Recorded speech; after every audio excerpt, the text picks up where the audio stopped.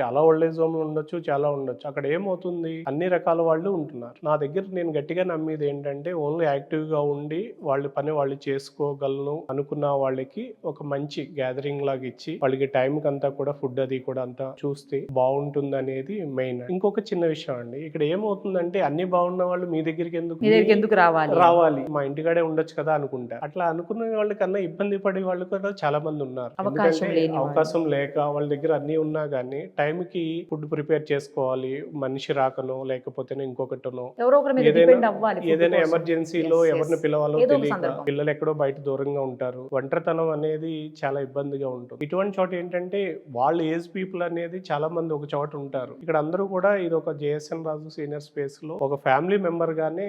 ఇంకొకటి ఏంటంటే నా వయసు చాలా చిన్న వయసు అయినా నేను వచ్చేటప్పటికి వాళ్ళందరూ లేచి నుంచుంటే అసలు ఆ రోజు నాకు కళ్ళంట నీళ్లు కూడా వస్తాయి. వాళ్ళు నా మీద చూపించే ప్రేమ గానీ అలాగా